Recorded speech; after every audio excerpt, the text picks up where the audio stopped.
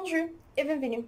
Aujourd'hui, dans cette vidéo, je vais vous parler sur une personne très importante pour le 19e siècle, mais aussi pour le 20e siècle. Dans cette vidéo, vous allez trouver aussi un peu sur l'histoire de ces personnes. Vous allez trouver l'importance de ces œuvres par la littérature, par l'histoire et par la science.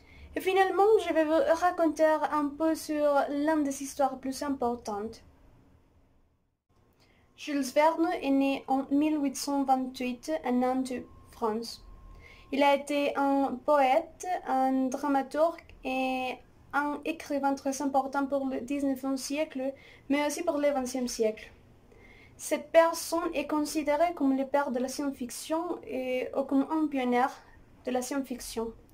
Quand il était petit, il a vécu dans son très prochaine porte où il adorait aller écouter les histoires de personnes qui arrivent à cette lieu. Avec chaque histoire, son imagination a volé beaucoup. Et avec chaque histoire, il a pris beaucoup de notes et aussi il a inspiré les personnes qui voyagent pour continuer dans ces aventures et pour connaître beaucoup de territoires. Il était attiré aux histoires et aux expériences du navigateur et ce qu'ils ont raconté sur les lieux qu'ils ont visités, sur les créatures qu'ils ont connues là. Mais aussi, il était enchanté par la géométrie, par la science et par les mathématiques. Il était, on peut dire, obligé à étudier les lois comme son père, aussi parce qu'il a été le premier-né, mais il voulait une chose très différente pour sa vie. Comme il adorait les histoires, les faits un peu bizarres, quelques créatures rares, il a passé beaucoup de temps à la bibliothèque. Dans ces lieux, il a connu beaucoup sur la science, sur faits scientifiques qui ont été presque impossibles. Et ces lieux a été un lieu d'inspiration pour ses tuteurs parce que là, il a connu aussi quelques histoires comme par exemple Robinson Crusoe, qui a été une histoire qui a inspiré ses tuteurs pour commencer à écrire et utiliser la science-fiction dans ses histoires. Aussi, il est attiré par la poésie et sa mère a connu ses goûts par la poésie. Grâce à sa mère, il est entré dans le monde artistique et il a obtenu un travail dans son théâtre. Il n'était pas le meilleur travail qu'il a pu obtenir, mais il a été une grande expérience pour ses tuteurs parce que là, il a connu beaucoup de choses qui ont aussi qu'il a aussi utilisé pour s'inspirer et pour commencer à écrire. Il est arrivé à Paris en 1848. C'est un moment où une révolution a commencé. Dans cette époque aussi, il a connu quelques écrivains et aussi quelques scientifiques. Mais aussi cette époque est très importante parce qu'il a commencé à écrire et il a commencé par une pièce de théâtre qui s'appelait Pays Quinze. Maintenant, je vais vous raconter un peu sur quelques inventions qu'il a prédit, on peut dire qu'il a prédit dans ses œuvres et je vais vous raconter la justification. Donc, on disait qu'il a prédit quelques inventions technologiques parce que dans ses livres, il raconte les histoires des personnages qui ont fait quelques aventures d'un navire en utilisant quelque chose qui a été inventé quelques années plus tard. Donc, je vais vous raconter l'une de ces choses qu'on dit, il a prédit dans les histoires et les livres où il racontait chaque description. Donc, on commence avec l'Internet. Dans le roman qui s'appelle Paris au XXe siècle, qui a été publié en 1863, il parle d'une machine qui c'est comme un réseau de communication international et qui ressemble comme un télégraphe mondial. La description de cette machine et de cette invention est presque reliée ou est très reliée à ce qu'on connaît aujourd'hui comme l'Internet. Aussi dans cette histoire, il raconte l'histoire d'une vie de Paris au XXe siècle avec un immeuble et aussi avec les trônes. C'est une image réelle de Paris au XXe siècle. Donc c'est très bizarre parce qu'il n'a pas vécu ce siècle. Une autre invention de Jules Verne est apparue dans cette histoire où il parle du capitaine Nemo. et comment le capitaine Nemo a sauvé quelques passagers qui ont été jetés à la mer par les bateaux où ils sont et où ils voyageaient. C'est une histoire incroyable et c'est incroyable la description qu'il fait de ces machines, de ces sous-marines électriques, parce que les premières sous-marines électriques réelles, est apparu en 1884, quelques années plus tard de la publication de cette histoire. On ne peut pas dire que les sous-marines électriques étaient inspirées par cette histoire, mais on dit que c'est incroyable qu'un auteur parle dans cette histoire sur sur une invention, et cette invention est apparue dans l'histoire quelques années plus tard.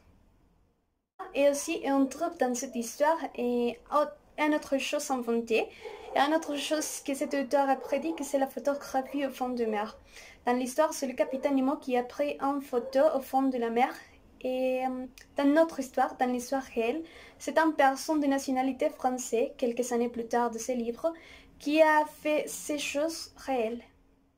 Une autre chose et une autre invention qui a été, on peut dire, prédit par Jules Verne, c'est le voyage vers la Lune qui a été fait par Neil Armstrong. Cet voyage est raconté dans les histoires de Jules Verne qui s'appelle De la Terre à la Lune, et aussi la deuxième partie que c'est Autour de la Lune. Dans cette histoire, il y a beaucoup de coïncidences entre la fiction et la réalité. Par exemple, le lieu de départ, c'est le Cabo Cañaveral en Floride, et le lieu d'atterrissage, c'est l'océan Pacifique. Il raconte aussi dans cette histoire que le navire doit être protégé par des murs en aluminium de 20 cm, mais en réalité, l'Apollo 11 a été protégé par un mur de 30 cm. Aussi, il a parlé un peu sur les coûts, combien coûterait cette invention, et il parle dans le livre de 12 millions d'euros, mais en réalité, le coût a été 14 millions d'euros. Dans cette histoire aussi, il parle un peu et il a décrit les voyages spatiaux et les navires à propulsion lumineuse, exactement comme c'est aujourd'hui, qui utilisent l'énergie solaire pour se déplacer. On continue avec la conquête de Paul. C'est une prédiction qu'il a mentionnée ou qu'il a racontée dans le livre Voyage et aventure de Capitaine Atterra. C'est une histoire qui raconte comment le capitaine Atterra et quelques passagers ont découvert le pôle Nord et les créatures qui vivent. Mais il a été un voyage très difficile et très long, et à commence de l'histoire, les passagers de ces navires et les copains du capitaine Atterra, et ils ne savent pas qu'ils sont allés au pôle Nord. Et une chose incroyable, c'est que 40 années plus tard de cette histoire, une personne a fait ce voyage réel. Cette personne s'appelait Robert Pearly. Finalement, je vais vous raconter les dernières inventions que je vais mentionner dans ces vidéos, que c'est l'hélicoptère. On trouve ces machines dans le livre qui s'appelle Robert le Conquérant. Dans cette histoire, Jules Verne raconte fait une description d'un navire qui s'appelait Albatros, qui a beaucoup de mâts, sur lequel il y a quelques hélices qui tournent et font possible les mouvements dans l'air. Aussi, dans cette description, beaucoup de personnes ont trouvé la description exacte de ce qu'on connaît aujourd'hui comme l'hélicoptère. Aujourd'hui, cette histoire en était importante par la littérature, par la science, par la technologie, parce que, comme j'avais déjà dit, on peut dire que c'est une description, que c'est une prédiction, ce que Jules Verne a fait, et d'un possible futur, et c'est un futur que nous sommes en train de vivre. Je vais raconter aussi un peu sur les étapes que Jules Verne a traversées et dans sa vie et dans l'histoire avec la littérature. En premier lieu, je vais vous raconter, on peut dire, c'est l'étape comme découverte, quand il a utilisé la science-fiction pour écrire quelques avancées technologiques et quelques histoires et avec beaucoup de fiction, comme par exemple De la Terre à la Lune et aussi Voyage du capitaine Terra. Avec le temps, il a commencé à être plus sérieux. On peut dire que c'est l'étape de maturité. Il a commencé à écrire quelques histoires avec un peu de science-fiction, mais avec personnages réels et aussi avec lieux réels. Ici, on trouve quelques histoires comme par exemple Les Tours du monde en 80 jours et aussi Le pays de Fureur. Finalement, c'est une étape d'obscurité, une étape, on dit, très négative, parce qu'il a commencé à parler sur comment la technologie allait détruire ce qu'on connaît, et aussi à cause de la politique et à cause du capitalisme.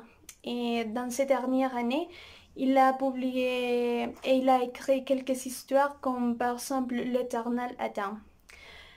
Jules Verne a été une inspiration pour beaucoup de pièces de théâtre, pour beaucoup de films, mais aussi pour beaucoup d'écrivains qui ont utilisé la science-fiction et pour commencer à écrire, pour commencer à partager des idées et pour faire l'impossible.